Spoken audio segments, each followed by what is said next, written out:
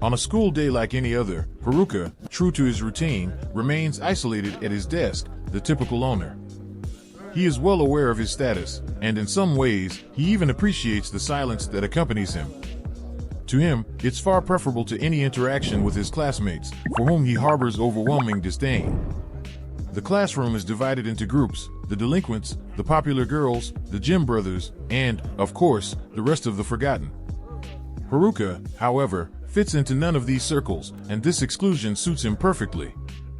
The time he gains by being alone allows him to dive into his books, a peaceful escape from the uninteresting reality around him.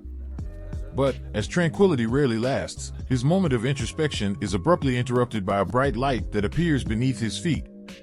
With a flash of recognition, he realizes that a summoning circle is forming. For a brief moment, his heart races. An Ice Sky adventure? Perhaps, after all, he is destined for something grand.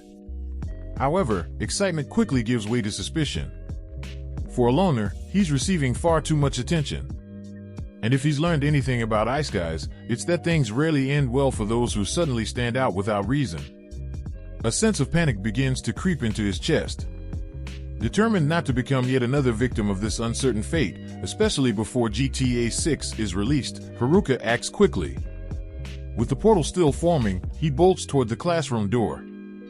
However, his hopes are dashed when he finds the door sealed with magic. He pushes, pulls, punches, but nothing happens. The portal completes. His classmates start to disappear one by one, their bodies fading into thin air. Time is running out. In a last-ditch effort, Haruka tries a bold move. He climbs into the ceiling's ventilation ducts, hoping the summoning circle will lose sight of him. But just when he thinks he's escaped, the light pursues him, piercing through walls and ceilings. The inevitable happens. Haruka is pulled into another world. The sensation of failure and helplessness overwhelms him, and the bitter taste of defeat settles in.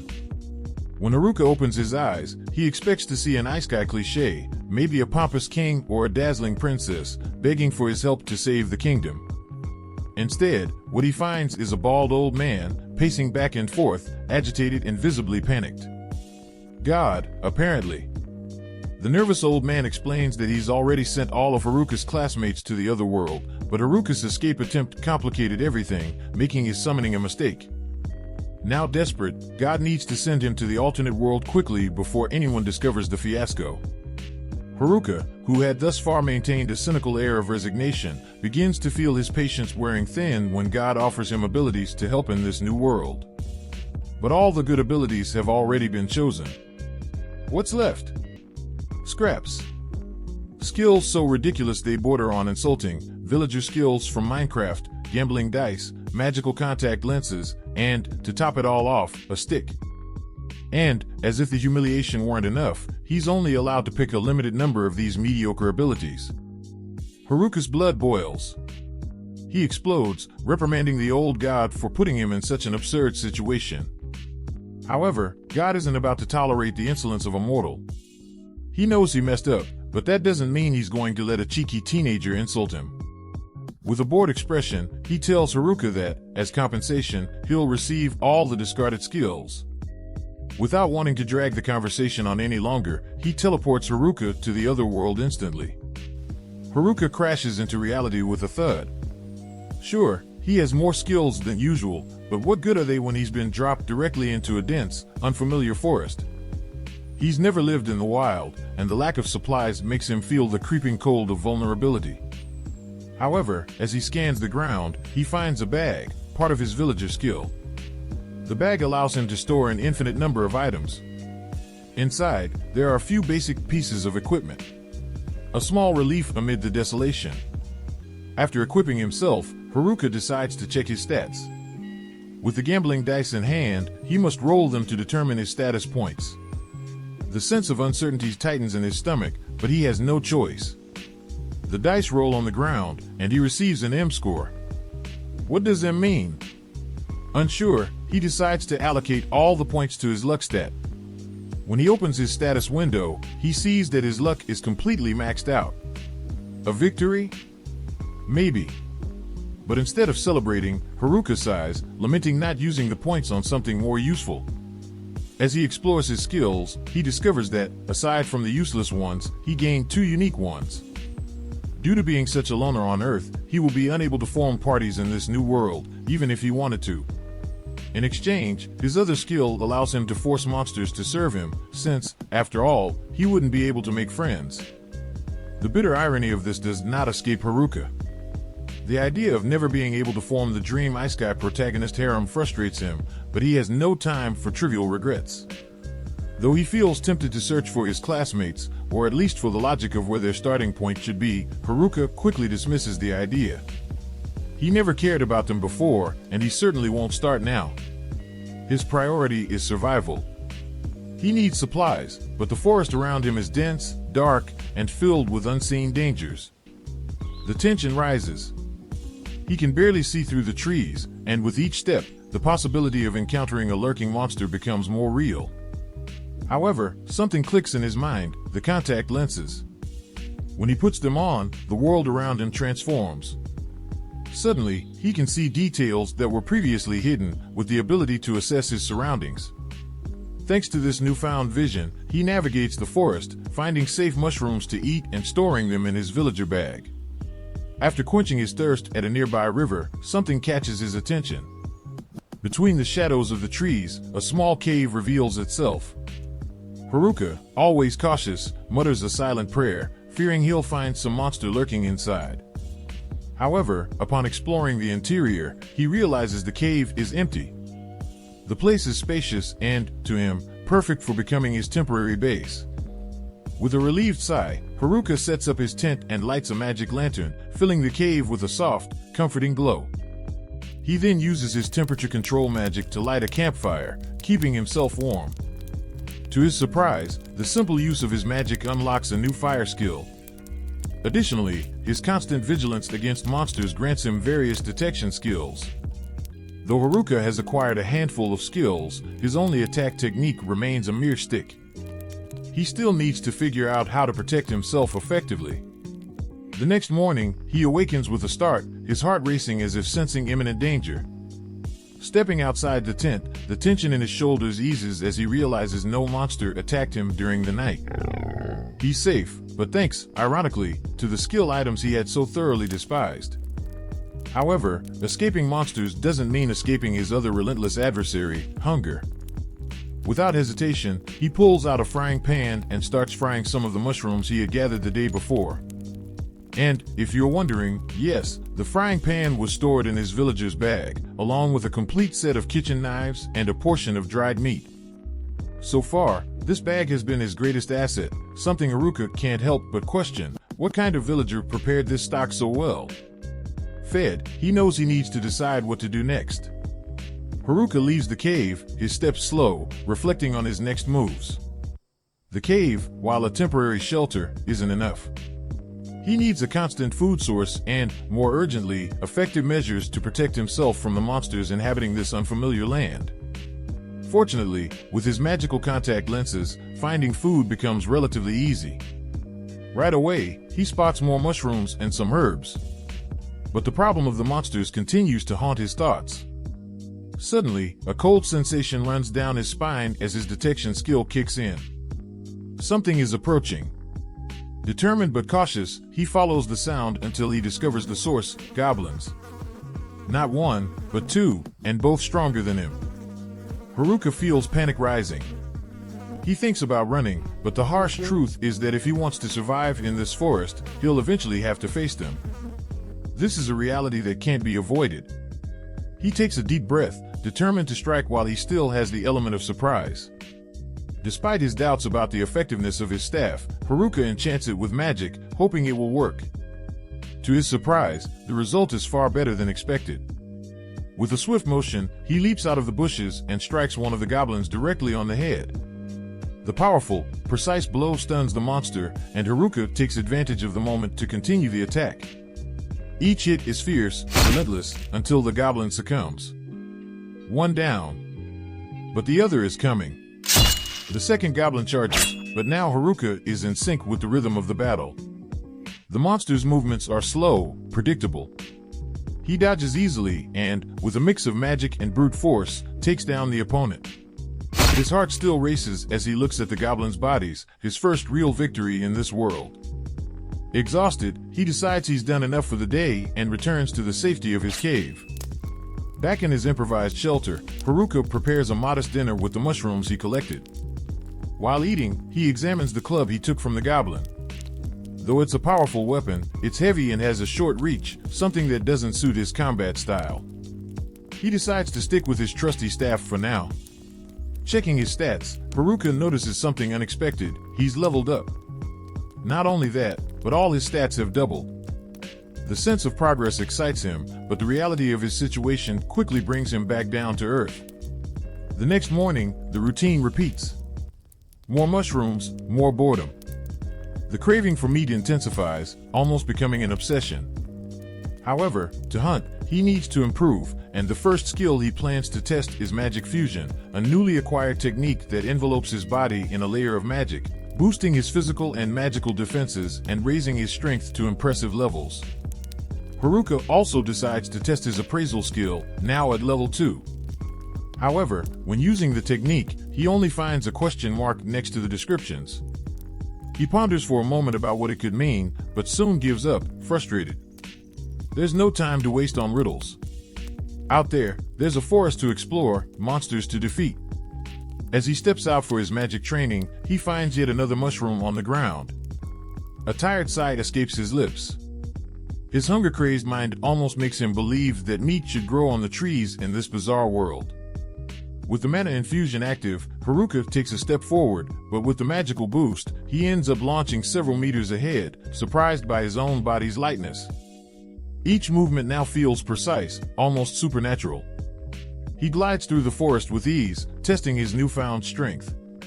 With his confidence renewed, Haruka challenges 2 more goblins, defeating one with a single blow. The power flowing through his body is intoxicating. He thinks he can defeat more, maybe even a larger group. However, upon spotting 3 goblins together, his courage wavers. With common sense, he decides to retreat before biting off more than he can chew. Back in the cave, he continues with his routine. During the day, combat. At night, magical experiments. One of those nights, he discovers that he can shape coffee tables with his abilities. Eventually, he creates a magical gate for his cave, increasing the security of his shelter. With that, he finally feels ready to venture out at night, to hunt and, at last, satisfy his craving for meat. When he finally tracks down a rabbit, ready to savor his first meat meal in days, something in the distance catches his attention. His first thought is that more goblins are approaching, but upon closer observation, he realizes that fate has brought him something far more troublesome, his former classmates.